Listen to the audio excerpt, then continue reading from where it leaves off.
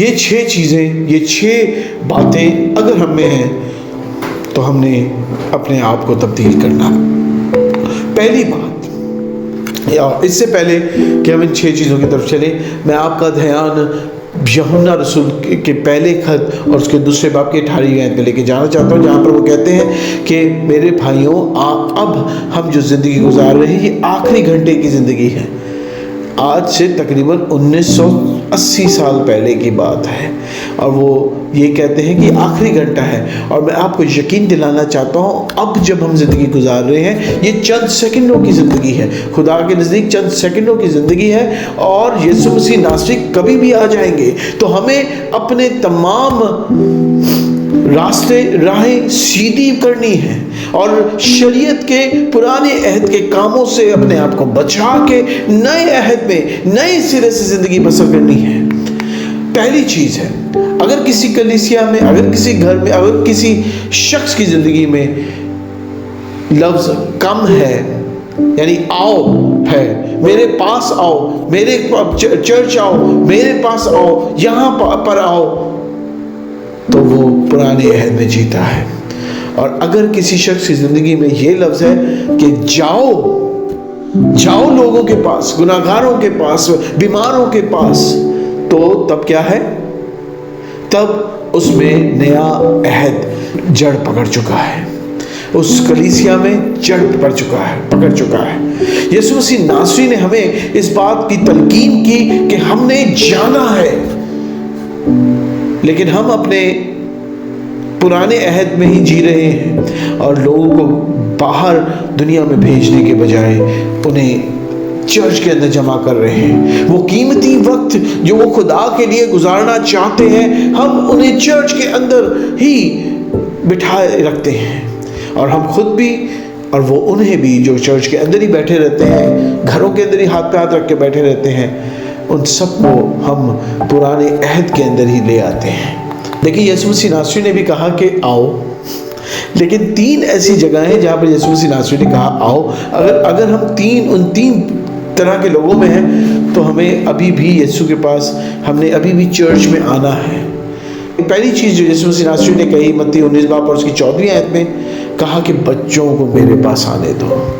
अगर आप अभी भी रूहानी तौर पे बच्चे हैं, दूध पीते बच्चे हैं, तो फिर आपका आना, चर्च में आना, घर में बैठना बनता है। लेकिन अगर आपको खुदावंद को अपनाए हुए 15-20 साल 30 साल हो गए हैं और अभी भी आप अपने आप को बच्चा कहते हैं, तो लम्हे फिक्रिया है मेरे भाइयों कि आप किस दुनिया में जी रहे हैं।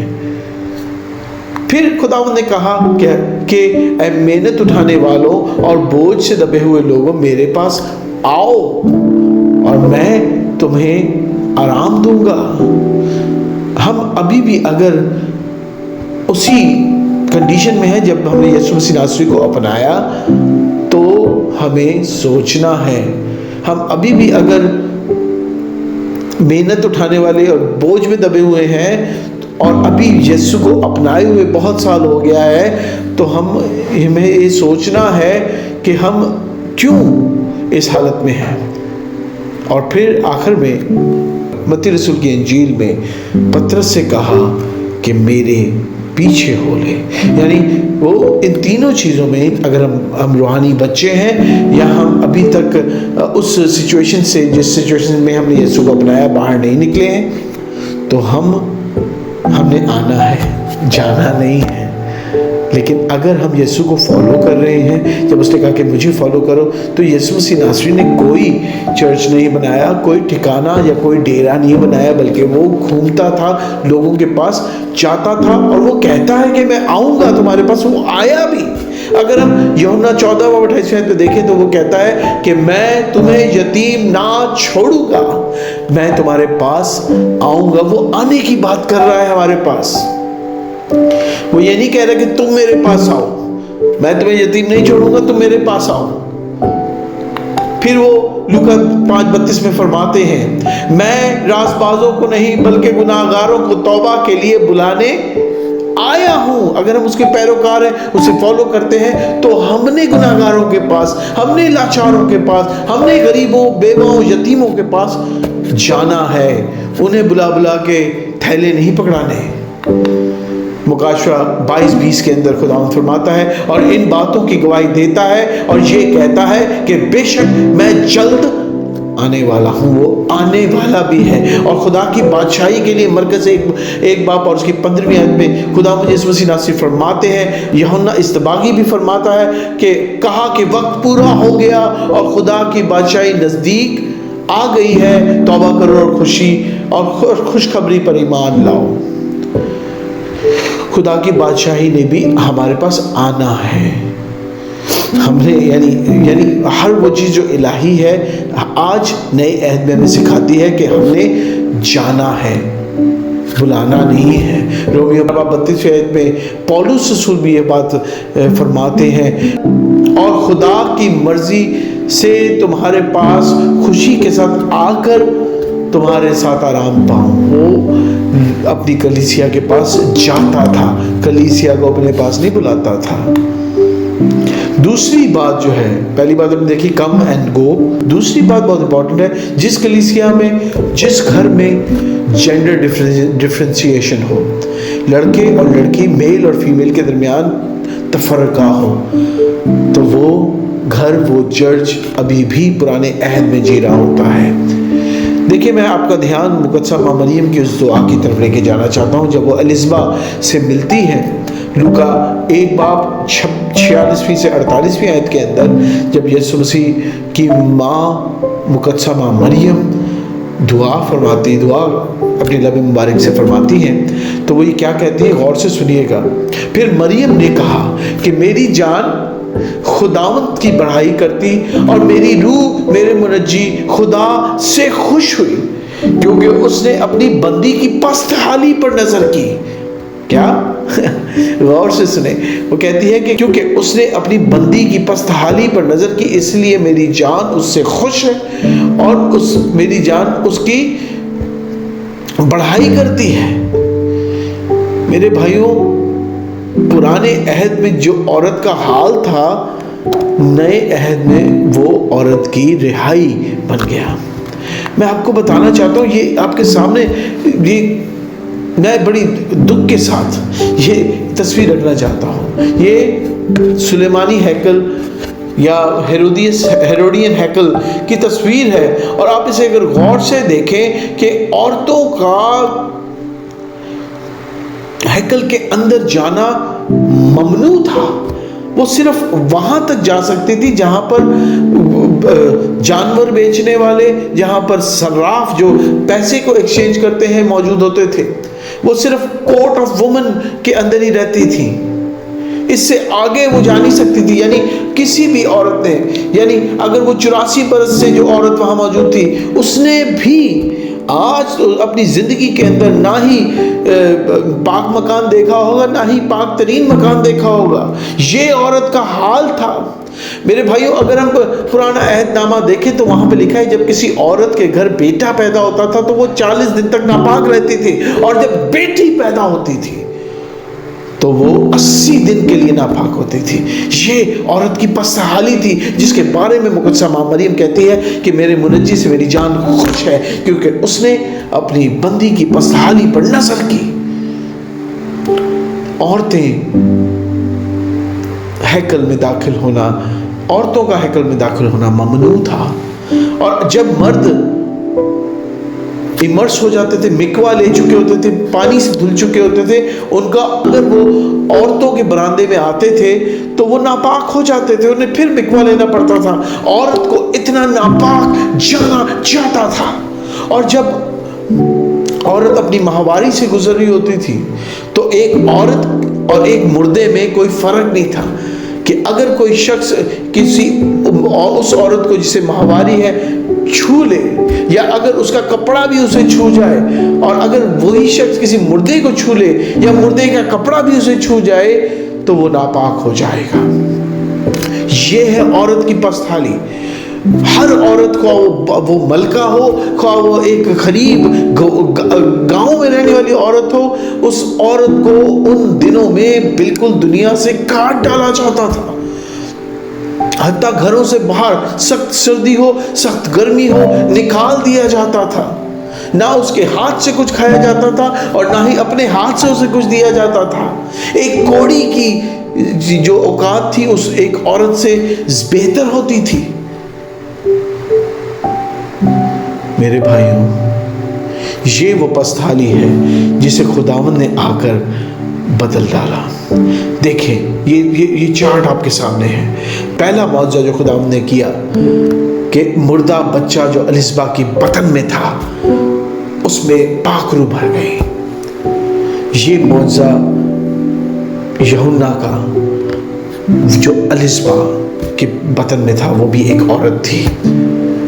पहला मौजज़ा जो खुदावंद ने अपनी मिनिस्ट्री में किया, पानी को मैं में तब्दील किया, वो उसने अपनी माँ के कहने पे किया, यानी मुकद्दसा माँ मरियम की इन्वॉल्वमेंट थी उसके अंदर। तो ये मुकद्दसा माँ मरियम भी एक औरत थी। पहली पब्लिक विटनेस खुदावंद के आने की, पहली गवाही खुदावंद के आने की एक औरत ने दी, उस हन्ना के ने दी जो 84 बरस से वहाँ मौजूद थी।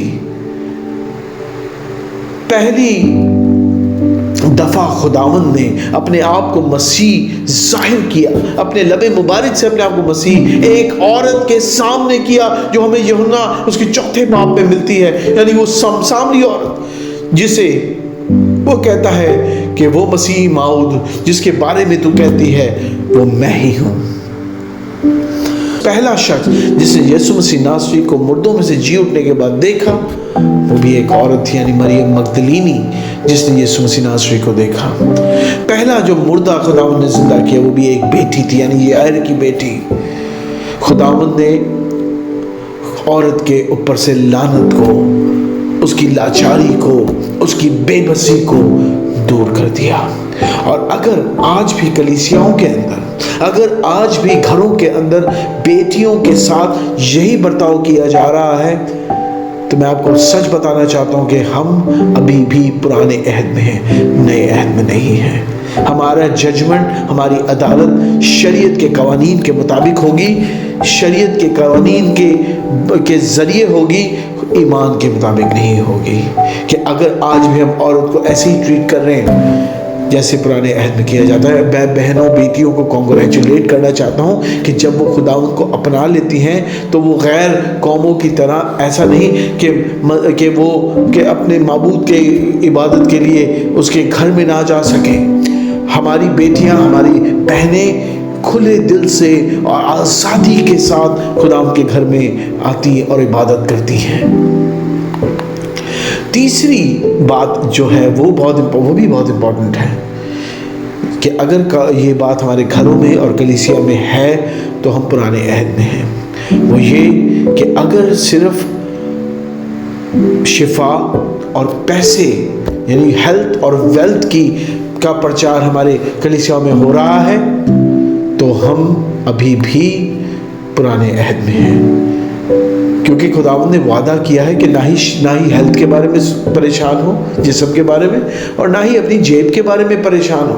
अगर हम मत्ती रसूल की इंजील उसके 6 बाब उसकी 32वीं से 34वीं आयत देखें तो यहाँ मरकूम है, क्योंकि उन सब चीज़ों यानी हेल्थ एंड वेल्थ, उन सब चीज़ों की तलाश में गैर कौमें रहती हैं, और तुम्हारा आसमानी बाप जानता है कि तुम इन सब चीजों के मोहताज हो, बल्कि तुम पहले उसकी बादशाही, हेल्थ और वेल्थ को नहीं, पहले उसकी बादशाही और उसकी रासबाजी की तलाश करो। तो ये सब चीजें, हेल्थ एंड वेल्थ, हमें ना ही अपनी हेल्थ की फिक्र करनी चाहिए, ना ही अपने वेल्थ की फिक्र करनी चाहिए। हमें अगर फिक्र करनी चाहिए तो खुदावंद की बादशाही की, जो कि बहुत जल्द नजदीक है, उसकी उम्मीद, उसकी तैयारी की फिक्र करनी चाहिए। तो ये सब चीज़ें हमें मिल जाएंगी। दूसरा करंथियों उसका 12 बाब और उसकी 9वीं आयत में मरकूम है, मगर उसने मुझसे कहा कि मेरा फसल तेरे लिए काफ़ी है, क्योंकि मेरी कुदरत कमज़ोरी में पूरी होती है। बस मैं बड़ी खुशी से अपनी कमज़ोरी पर फ़ख्र करूँगा कि ताकि मसीह की कुदरत मुझ पर छाई रहे।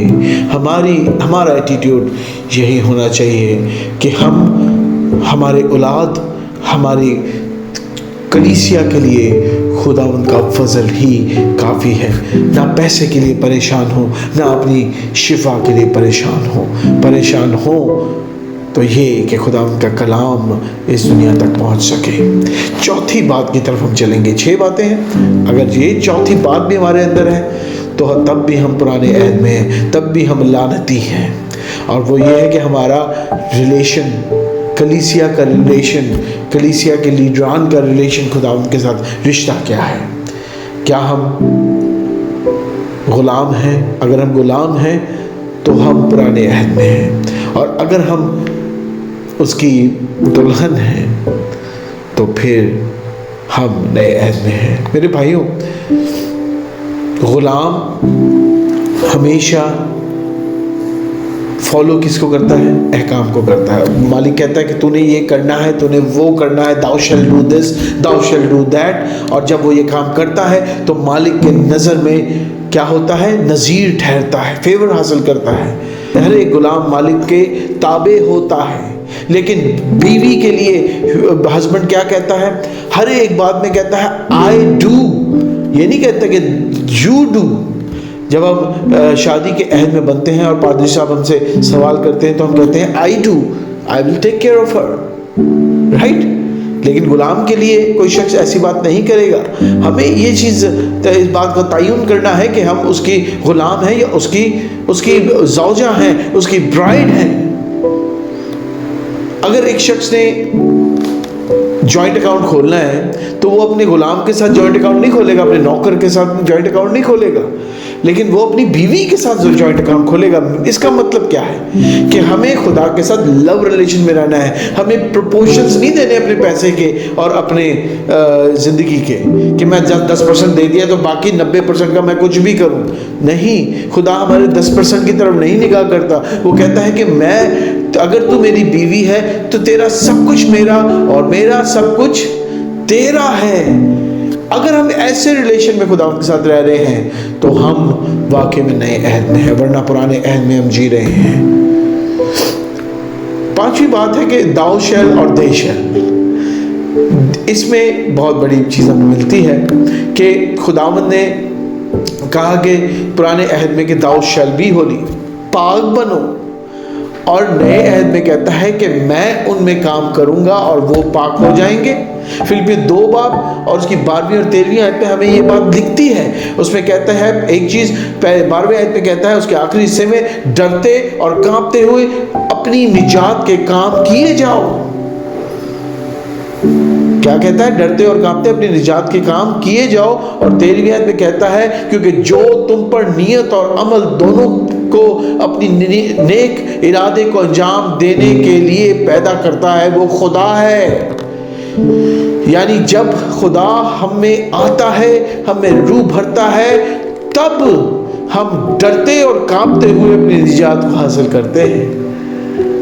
मेरे भाइयों, जब हम में खुदा आएगा तो नए अहद के मुताबिक हम काम करेंगे, और जब हम पुराने अहद में हैं तो हम कवानीन के मातहत ही रहेंगे। भाइयों, कभी किसी घोड़े को गाड़ी को धक्का मारते हुए देखा? हमने मसीही ज़िंदगी अपनी ऐसी ही कर ली है। हम अभी भी, जब खुदावंद ने हमें सर बनाया है तो हम अभी भी अपने सर को ढूंढते फिरते हैं। हम घोड़े गाड़ी के जो साइकिल है उसको ही हमने अपने लिए तब्दील कर लिया है। हम अपने गाड़ी को अपने आगे लगाते हैं, हम घोड़े को गाड़ी के पीछे लगा रहे हैं। ऐसा नहीं है। हमें खुदावंद की सुननी है और खुदावंद के जोड़े हुए को क्या करना है? तोड़ना नहीं है। आखिरी बात अगर जो हम में है तो हम पुराने अहद में जी रहे हैं, वो ये है कि हमें अपनी एबिलिटीज़ और सैक्रिफाइस की बेस पर अपने आप को खुदा के आगे राजबाज नहीं कर ठहरना। खुदा हमारी राजबाजी हमारे एबिलिटीज़ पर जज ही नहीं करता। मेरे भाइयों, हालेलुया। खुदावंद ये देखता है कि हमारी कि हमारा उसको ढूंढने के लिए पैशन क्या है, हम कितने पढ़े लिखे हैं, कितना वक्त गुजार रहे हैं। ये सब चीज़ें इस बात के सामने बेमानी है कि हम सीख क्या कर रहे हैं। मैं आज आखिर में आमीन करने से पहले साधु सुंदर सिंह, इस तस्वीर भी आपके सामने आ रही है, इनके बारे में 2 बातें बताना चाहता हूँ। जब ये 14 साल के हुए तो इनकी माँ, ये सच्चाई को ढूंढते थे और इनकी माँ इन्हें दरगाहों में, इनकी माँ इन्हें जगह जगह लेके गई ताकि उन्हें सच्चाई मिले, और वो नहीं मिली। और ये इतनी जोश थे इनके अंदर, इतना पैशन था खुदावंद को ढूंढने का कि एक रात ये रोते हुए अपने बिस्तर पर रोते रोते सो गए और कहते रहे, खुदावंद मैं तुझे देखना चाहता हूँ, अगर तू एग्जिस्ट करता है तो मैं तुझे देखना चाहता हूँ। और वो बताते हैं कि जब वो सोए तो यीशु मसीह नासरी का ज़हूर उन पर हुआ, यानी सच्चाई का खुदावंद, इस कायनात का खुदावंद यानी यीशु मसीह नासरी उन पर ज़ाहिर हुआ। और इन्होंने 8 किताबें लिखी हैं जो इनके हाथ से लिखी गई हैं। मैंने खुदावंद का शुक्र है कि अपनी स्कूल लाइफ के अंदर इन 8 किताबों का मुताला किया, और मैं आपको बताने में ये शर्म महसूस नहीं करता कि मैंने ऐसा लेख अपनी ज़िंदगी में नहीं देखा। और खुदा ऐसे ही पुरस्कारों को ढूंढता है जो उसके मुतलाशी हैं। मेरे भाइयों, हम आज जब खुदावंद का कलाम सुनते हैं, आज जब आप में ये कलाम सुन रहे हैं, तो हमें ज़रूरी है कि हम 180 डिग्री मुड़े और खुदावंद की राह पर चलें। लेकिन हम कौन से मसीही हैं जो 360 डिग्री मूव करते हैं? 180 डिग्री मूव किया और थोड़े दिन के बाद दोबारा अपनी राह पर चलना शुरू कर देते हैं। मैं एक मिसाल आपको देना चाहता हूँ। एक पंखे को चलाने के लिए बिजली की ज़रूरत पड़ती है। हमारा काम सिर्फ बटन को ऑन करना है, पंखा बिजली ने चलाना है। यही नया अहद है मेरे भाइयों, कि हमने खुदावंद को ढूंढना, उसे उसके मुतलाशी रहना और उसकी ज़ात को समझना और एक अच्छे प्रस्तिश करने वाले बनना है। बाकी सब काम खुदावंद पर छोड़ दें। अगर आप ऐसी ज़िंदगी गुजार रहे हैं तो खुदावंद, मैं आपको बताना चाहता हूँ कि आपकी ज़िंदगी में काम करता है, क्योंकि उसने कहा है कि तुम मेरे बगैर कुछ भी नहीं कर सकते। अगर हम यूहन्ना 15:5 में देखें तो उसमें लिखा है, you without me you can not do nothing. और फिलिपियों 4:13 में खुदावंद फरमाता है कि पौलुस रसूल फरमाता है कि यीशु मसीह में मैं होके जब उसमें पैबस्त तो सब कुछ कर सकता हूँ। सो मेरे भाइयों, अगर खुदावंद हमें अपने लायक बनाता है, जैसे दूसरा करते 3:6 में लिखा है कि अगर हम उसके लायक हैं तो हम अपनी एबिलिटीज से नहीं हैं, हम सिर्फ उसकी ग्रेस की नए अहद में शामिल होने से हैं।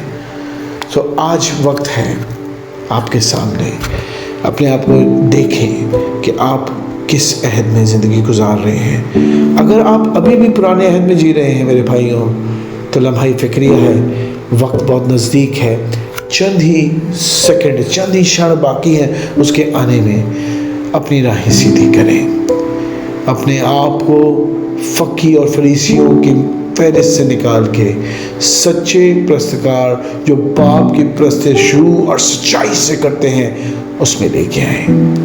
मेरा ईमान है कि इस छोटी सी स्टडी में आपने ये सीखा, आपने ये अपने आप को जांचा कि आप कहाँ खड़े हैं।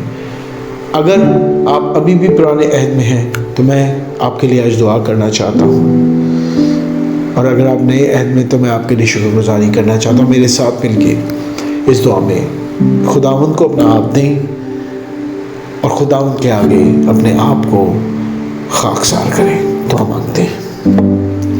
कुद्दूस खुदावंद, हम तेरी शुक्रगुजारी करते हैं, तेरी तारीफ़ करते हैं, तुझे धन्यवाद देते हैं क्योंकि तू भला है और तेरी शफ़क़त अबदी है। खुदावंद, तू रहीम व करीम है, कहर करने में धीमा और शफ़क़त में गनी है। तू सदा झिड़कता ना रहेगा, तू अल्फ़ा और ओमेगा है। तू खुदावंद इब्तिदा और इंतहा है। तू लाफानी है, तू ओमनीपोटेंट ओमनीशिएंट है, तू ओमनी प्रेजेंट है। खुदावंद, हम तेरी ज़ात और तेरे नाम के सामने कुछ भी नहीं है बाप। हम गुनहगार हैं और तेरे नाम को सीखने और तेरे मुश्ताक होने के लायक भी नहीं है बाप, लेकिन तेरी शुक्रगुजारी करते हैं कि तूने अपना बेटा हम खाकसारों के वास्ते बख्श दिया ताकि हम तुझ में होकर तेरे सामने रासपास ठहर सकें, तेरे सामने पाक ठहर सकें, हम तेरे सामने तेरे लायक हो जाएं। खुदावंदा, हम तेरी शुक्रगुजारी करते हैं। मैं अपने भाई के लिए, अपनी बहन के लिए, अपनी इस कलीसिया के लिए जो इस कलाम को देखती है, आज बाप, बेटे और रूह कुद्दूस के नाम से बरकत चाहता हूँ। खुदावंद, अगर ये कलीसिया, ये शख्स, ये भाई अभी भी पुराने अहद में है तो खुदावंद अपने पाक रूह को इसमें नाज़िल कर। खुदावंद, इसकी ज़ात के अंदर खुदावंद तू काम कर ताकि ये पाक हो जाए, ये खुदावंद रास्तबाज हो जाए, ये तेरे लायक ठहरे, ताकि जब तू आसमान से ज़मीन पर निगाह करे तो अपने बेटे के लिए, अपनी कलीसिया के लिए फरमाए कि ये मेरा प्यारा बेटा है जिससे मैं खुश हूँ। मेरे खुदावंद, हम पर रहम कर। ये सब कुछ मांगते पा लेते हैं तेरे मीठे, अब्दी और जलाली नाम के वसीला से और तेरे बेटे हमारे खुदावंद यीशु मसीह नासरी के नाम में, आमीन। खुदावंद आप सबके साथ हो, खुदावंद आप सबको बरकत दे, खुदावंद आप सबको लंबी हयाती दे। अजीज़ों, याद रखें, मैं आपसे पैसे नहीं मांगता, मैं आपसे कोई फेवर नहीं मांगता, बस एक चीज़ मैं आपसे रिक्वेस्ट करता हूँ, छोटा सा अदना सा खादिम और आपका भाई रूह में होते हुए, कि इस वीडियो को शेयर ज़रूर कीजिएगा ताकि आप किसी की ज़िंदगी बचाने का बाइस बन सकें। God bless you and God be with you. Stay blessed. Have a nice life. आमीन।